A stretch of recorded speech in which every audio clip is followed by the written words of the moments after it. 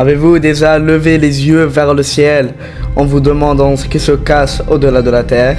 Et dire que notre Terre n'est qu'un tout petit membre d'une immense famille d'astres. Bien évidemment, cette famille, c'est le système solaire. Alors, commençons par le commencement.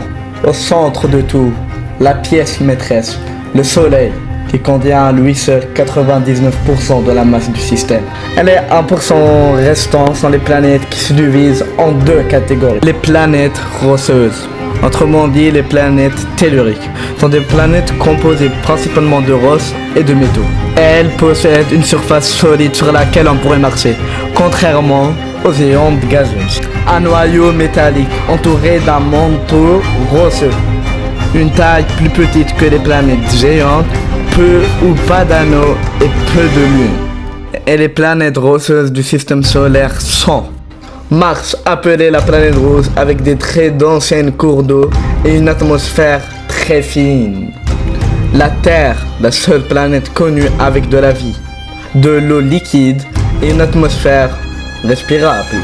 Elle est unique car elle possède de l'eau liquide en grande quantité. Son atmosphère contient de l'oxygène et protège la vie. C'est à ce jour la seule planète connue qui abrite la vie. Elle est située à la distance idéale du Soleil pour permettre la vie. Vénus est la deuxième planète du système solaire en partant du Soleil. Elle a une atmosphère épaisse et très chaude. Elle est très semblable à la Terre pour sa taille et sa composition, mais avec des conditions extrêmes. Son atmosphère est composée de dioxyde de carbone et c'est la planète la plus chaude du système solaire à environ 465 degrés en moyenne. Son ciel est couvert de nuages d'acide sulfurique. Elle tourne très lentement et dans le sens inverse de la plupart des planètes. Mercure est la première planète du système solaire, c'est-à-dire la plus proche du Soleil. Elle est très petite mais très dense. Elle connaît des écarts de température extrêmes, plus de 400 degrés le jour et moins de 180 degrés la nuit, car elle n'a presque pas d'atmosphère pour retenir la chaleur. Elle est la planète la plus petite du système solaire. Une année sur Mercure, c'est-à-dire un tour autour du Soleil, dure seulement 88 jours. Sa surface est couverte de cratères car elle est souvent frappée par des météorites. Maintenant, attaquons les grandes sœurs, les géantes gazeuses. Les géantes gazeuses sont de très grandes planètes composées principalement de gaz et non de roches, contrairement aux planètes telluriques. En globalité, les géantes gazeuses sont d'immenses planètes de gaz, beaucoup plus grosses que la Terre, avec des atmosphères denses, de nombreuses lunes et parfois des anneaux.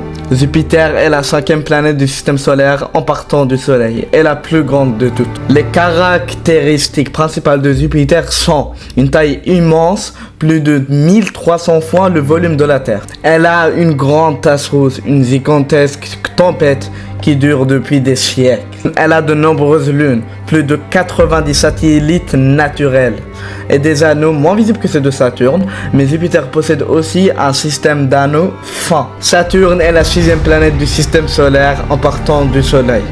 Elle est la deuxième plus grande après Jupiter. C'est une géante gazeuse composée principalement d'hydrogène et d'hélium, les caractéristiques principales de Saturne. Elle est surtout connue pour ses anneaux très larges et brillants, constitués de glace, de poussière et de roche. Sa taille, environ 9 fois plus grande que la Terre en diamètre. Son atmosphère est composée de vents puissants et de tempêtes géantes. Elle a plus de 140 satellites naturels, dont Titan qui est plus grand que la planète Mercure. Saturne est la seule planète du système solaire qui est moins dense que l'eau. Si on pouvait la mettre dans un immense océan, elle flotterait. Uranus est la septième planète du système solaire en partant du Soleil et la troisième plus grande par sa taille. C'est une géante glacée composée principalement d'hydrogène et d'hélium. Composée aussi de grandes quantités de glace, d'eau, de méthane et d'ammoniac. Les caractéristiques principales d'Uranus. Elle a une couleur bleu-verte due à la présence de méthane dans son atmosphère qui absorbe la lumière rouge. une rotation particulière. Uranus s'est incliné à 98 degrés, ce qui l'a fait tourner sur le côté. Elle possède un système d'anneaux fins et sombres. Elle a plus de 27 satellites connus et des températures extrêmes. C'est la planète la plus froide du système solaire avec des températures descendant jusqu'à moins 224 degrés Celsius.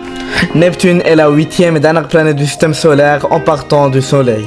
C'est une géante glacée semblable à Uranus, composée principalement d'hydrogène, d'hélium, d'eau, de méthane et d'ammoniac.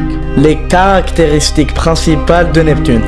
Elle a comme couleur le bleu profond dû au méthane présent dans son atmosphère qui absorbe la lumière rouge, comme chez Uranus. Elle a des vents violents. Neptune possède les vents les plus rapides du système solaire, atteignant plus de 2000 km/h. Elle possède des tempêtes géantes. Elle présente parfois de grandes tasses sombres, semblables à la grande tasse rouge de Jupiter. Et elle a au moins 14 satellites, dont Triton, qui est le plus grand et qui orbite dans le sens inverse de la rotation de la planète. Et enfin, elle possède aussi un système d'anneaux fins et sombres. Voilà, nous avons voyagé ensemble à travers le système solaire, des planètes rocheuses aux géantes gazeuses, jusqu'aux confins glacés de Neptune.